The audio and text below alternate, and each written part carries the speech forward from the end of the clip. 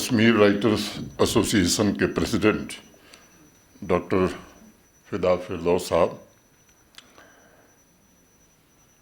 Kashmir women organisation के president doctor दरक्षना, सभागार में उपस्थित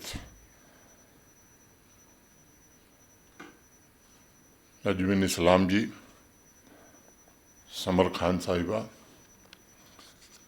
कश्मीर विमेंस ऑर्गेनाइजेशन के सभी सदस्य, राइटर्स एसोसिएशन के सदस्य, देवियों, सज्जनों और मित्रों, मुझे लगता है कि आज का जो ये अवसर है, इसे मैं एक ऐतिहासिक अवसर ही कहूँगा।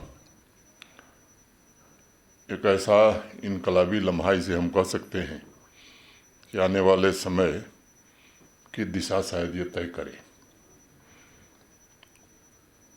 32 असाधारण विमेन का अभिनंदन हम कर रहे हैं, जिन्होंने पिछले 6 महीनों के दौरान साहस, सृजनशीलता और नेतृत्व की मशाल को पूरे समर्पण के साथ प्रज्वलित जलाए रखने का काम किया है।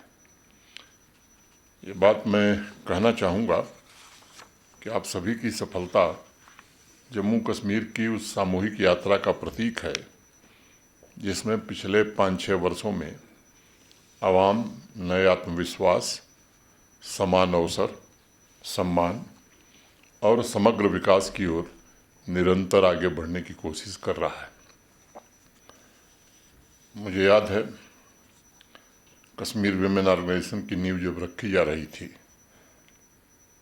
तब डॉक्टर फिदा फिरदौस और डॉक्टर दरक्षना ने चर्चा के दौरान कहा था कि इसके माध्यम से वे एक ऐसा सशक्त मंच तैयार करना चाहते हैं जहां कश्मीर की महिलाएं अपनी प्रतिभा, अपने विचार, अपनी पहचान के साथ आत्मविश्वास पूर्वक आगे बढ़ सकें और पूरे जम्मू कश्मीर के उज्जवल भविष्य के निर्माण में अपनी सार्थक भूमिका भी निभा सकें।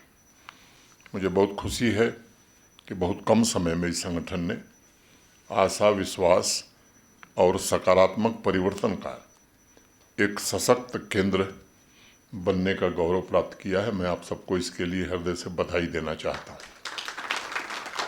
आप सभी के सामूहिक सहयोग से इस संगठन ने साहित्य, कला, शिक्षा, उद्यमिता, सामाजिक सेवा, सामाजिक सरोकार तथा अनेक अन्य क्षेत्रों से जुड़ी महिलाओं को एक साझा उद्देश्य के साथ जोड़ने का बहुत ही महत्वपूर्ण और प्रशंसनीय काम किया है।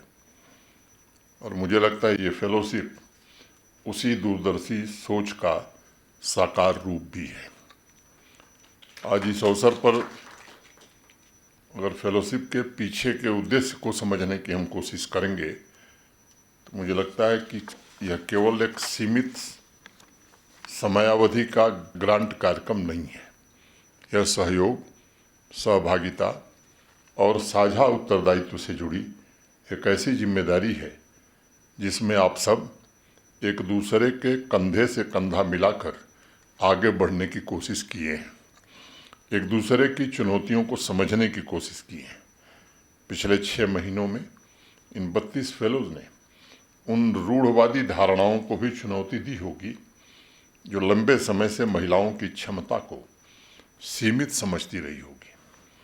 आपने जब अपने कार्य से एक नया मार्ग प्रशस्त किया होगा, जिस पर आने वाले वर्षों में अनेक प्रतिभाशाली महिलाएं, बच्चियां आगे बढ़ेंगी, तो मैं ये कह सकता हूं कि आपका यह योगदान केवल वर्तमान तक सीमित नहीं रहने वाला है, बल्कि आने वाली पीढ़ियों के लिए भी ये प्रेरणा, विश्वास और मार्गदर्शन का आधार बनेगा।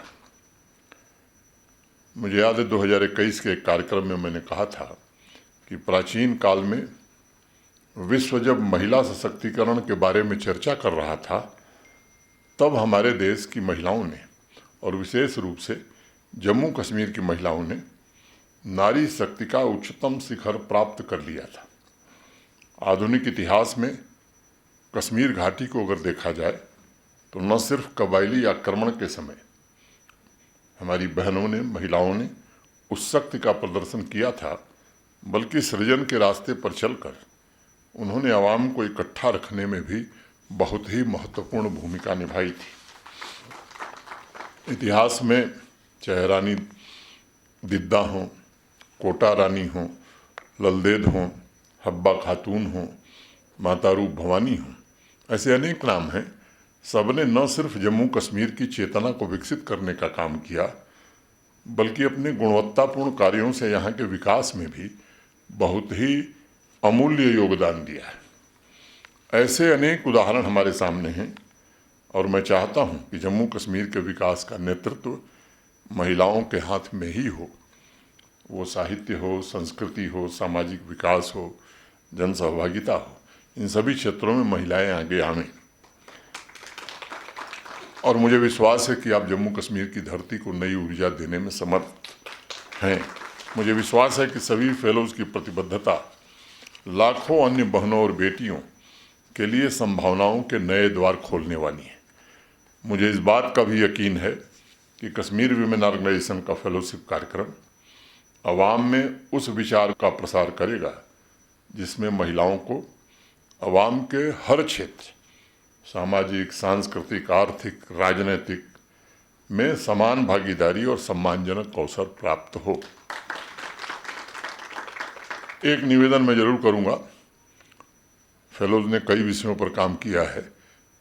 अभी डॉक्टर फिदा फिरदौस साहब ने नशा के खिलाफ जो अभियान चला, मुझे लगता है कि कुछ फेलोज इस पर भी काम करें कि हमारी बच्चियां या बहनें जो नशे के शिकार हैं, region wise, north Kashmir, south Kashmir, central Kashmir, कारण क्या है, क्यों उधर जा रही हैं, ये स्टडी मुझे लगता है कि उनके रिहेबिलिटेशन के प्रोसेस में बहुत मदद करेगी। तो मेरा अनुरोध होगा कि इस पर कुछ बहनें अगर काम करेंगी तो भविष्य में इसका काफ़ी लाभ मिलने वाला है। अब मैं कैसे जम्मू कश्मीर की कल्पना स्वाभाविक रूप से करता हूँ जहाँ महिलाएं स्कूल हो, यूनिवर्सिटी हो, कॉलेज हो, इंडस्ट्री हो, सोशल ऑर्गेनाइजेशंस हों, महिलाएं ही नेतृत्व करें और जहाँ वे साहित्य की उत्कृष्ट कृतियों का सृजन भी करें, कविता के माध्यम से संवेदनाओं को स्वर भी दें और कला के माध्यम से भारत को और दुनिया को प्रेरित करें, एंटरप्रेन्योरशिप के माध्यम से नई आर्थिक संभावनाओं का भी निर्माण करें। एक ऐसे जम्मू कश्मीर की कल्पना मैं करता हूँ जहाँ महिलाएं शासन और प्रशासन में भी महत्वपूर्ण भूमिका निभाएं, नीतियों के निर्माण में भी सक्रिय भागीदारी करें और जन आकांक्षाओं की भी सशक्त प्रतिनिधि बने। देश में जो वातावरण है, मुझे लगता है कि 2029 के बाद जो भी चुनाव होंगे विधानसभा, लोकसभा के, तो उसमें तो 33% महिलाएं आई जाएंगी, ऐसा देश में वातावरण बना है। तो मुझे लगता है कि उसमें अभी से अगर हम सोच करके ऐसे अच्छे लोग जो वास्तव में जम्मू कश्मीर को आगे बढ़ा सकें। मैं कैसे जम्मू कश्मीर की कल्पना करता हूं जहां प्रत्येक बच्ची अपने बचपन से ही ये विश्वास लेकर के आगे बढ़े कि उसके सपने बड़े मूल्यवान हैं, उसकी आवाज़ प्रभावशाली है और उसकी भविष्य की संभावनाओं पर कोई सीमा नहीं लगाई जा सकती। इन्हीं उद्देश्यों की पूर्ति के लिए पिछले कुछ वर्षों में कुछ प्रयास हुए हैं। एक कठिनाई यहाँ थी, महिलाओं को बराबरी का हक नहीं था। वो भारत के संविधान में जो संशोधन हुआ उसके कारण जम्मू कश्मीर की महिलाओं को भी वो हक पूरी तरह से मिला। मुझे याद है 2020 में बैक टू विलेज एक कार्यक्रम मैंने लिया था। गांव में जाते थे तो एक कोशिश होती थी कि वहाँ से कम 10-15 नौजवान कुछ माइक्रो एंटरप्राइज खड़ा करें, एंटरप्रेन्योर बने, उनको आर्थिक मदद मिले और उनकी हैंड होल्डिंग हो। तो इस बात पर बराबर हम सब बल देते थे कि उसमें केवल बच्चे न हो, बच्चियां भी हों। और मुझे खुशी है कि बड़ी संख्या में बच्चियां आईं। अनेक कार्यक्रम 2020 से 24 के बीच हौसला, मुमकिन, तेजस्वनी राइज टुगेदर, उम्मीद, डीजीपी सखी, कृषि सखी, पीएमईजीपी जैसे अनेक कार्यक्रमों के जरिए ये प्रयास हुआ कि जम्मू कश्मीर की बहनें, बच्चियां आर्थिक रूप से स्वतंत्र हों। और मुझे इस बात की खुशी है कि आज जम्मू कश्मीर में जो रजिस्टर्ड स्टार्टअप्स हैं, जो कॉमर्स मिनिस्ट्री के साथ रजिस्टर्ड हैं, उनमें 300 से ज़्यादा स्टार्टअप्स का नेतृत्व महिलाएं कर रही हैं, बच्चियां कर रही हैं। विश्वविद्यालयों के कन्वोकेशन, यूनिवर्सिटीज़ के कन्वोकेशन में, हर यूनिवर्सिटी के कन्वोकेशन में कम से कम 2 बार 3 बार मुझे जाने का अवसर मिला है। और मैंने ये देखा है एवरेज 75% गोल्ड मेडल हमारी बच्चियां ही पा रही हैं। एक जम्मू में एग्रीकल्चर यूनिवर्सिटी है, इसकास जम्मू, 2 साल पहले की बात है। वहाँ जब मैं कन्वोकेशन में गया तो 17 में से 15 गोल्ड मेडल एग्रीकल्चर में भी बच्चियों को ही मिला। ये अनेक बदलाव हमने देखे हैं। पिछले कुछ वर्षों की जम्मू कश्मीर की यात्रा इस बात का प्रमाण है कि जब महिलाओं को नेतृत्व का अवसर मिलता है तब केवल जीवन नहीं बदलता है, बल्कि पूरी आवाम तरक्की की नई ऊंचाई को प्राप्त करती है। हमें स्वीकार करने में किसी को संकोच नहीं होना चाहिए कि तरक्की की यात्रा कभी पूर्ण नहीं होती और अभी पूर्ण हुई भी नहीं है। 15 अगस्त 2021 को जब मैं जम्मू कश्मीर के लोगों से स्वतंत्रता दिवस के अवसर पर बात कर रहा था, तो उस दिन जो संकल्प मैं दोहरा रहा था, उसमें एक बात हमने कही थी कि आधी आबादी को उसका पूरा हक मिले, इसके लिए हम काम करेंगे। क्योंकि मेरा मानना है कि जब आवाम की आधी आबादी एम्पावर होती है, तभी कोई भी राष्ट्र अपनी ऊर्जा प्राप्त कर सकता है, अपनी पूरी क्षमता से आगे बढ़ सकता है। आज मैं जम्मू कश्मीर के युवाओं और पुरुषों का भी आह्वान करना चाहता हूँ कि इस परिवर्तन के सहयोगी बने, प्रतिद्वंदी न बने। महिलाओं के नेतृत्व में विकसित भारत की यात्रा का मार्ग प्रशस्त करने में पुरुष और युवा भी साथ दें। प्राइवेट सेक्टर में भी महिला लीडर्स काफ़ी पैदा हो रही हैं, लेकिन जम्मू कश्मीर में भी महिलाएं प्राइवेट सेक्टर का नेतृत्व करें, कंपनीज की कमान उनकी हाथ में हो, अधिक से अधिक संख्या में सीईओ बने। ये हमें इस दिशा में काम करने की ज़रूरत है। हमारी हस्बे रिवायत कहती है कि यत्र नार्यस्तु पूज्यन्ते रमन्ते तत्र देवता। जहाँ नारियों की पूजा होती है, देवता वहीं रहते हैं, और जहाँ उनका सम्मान नहीं होता, वहाँ अच्छे काम भी सफल नहीं होते, विफल हो जाते हैं। इसलिए मानवता के आधे हिस्से को सही सम्मान, सारी स्वतंत्रता, क्षमता, गरिमा और उनकी तरक्की के अनुरूप वातावरण को तैयार करने के लिए सबको संकल्पित रहना चाहिए।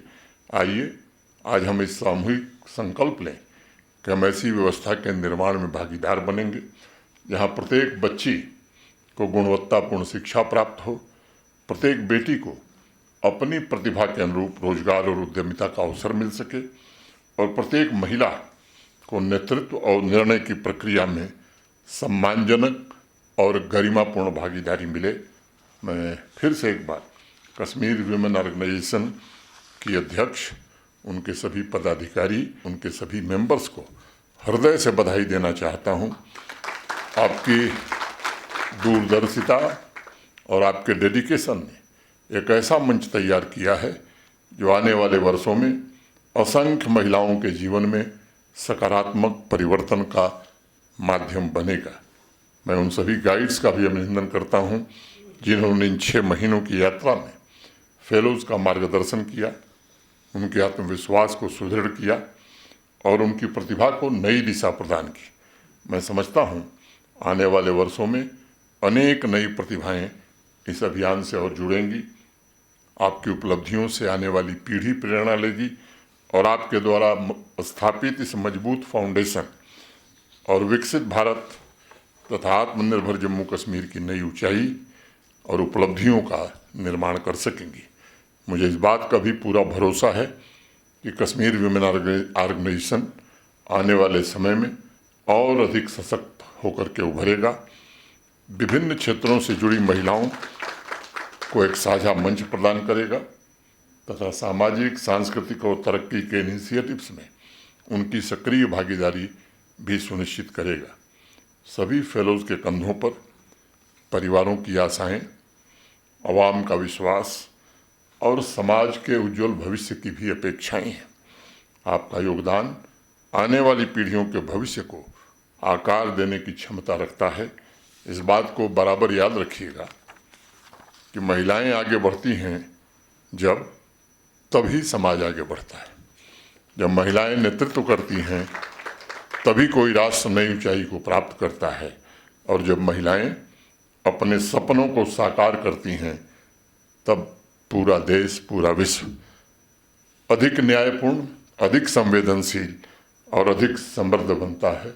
मैं फिर से इस आयोजन के लिए, आयोजन से जुड़े सभी लोगों के प्रति हृदय से कृतज्ञता ज्ञापित करते हुए अपनी बात मैं यहीं पूरी करता हूँ। बहुत बहुत धन्यवाद। जय हिंद, जय भारत।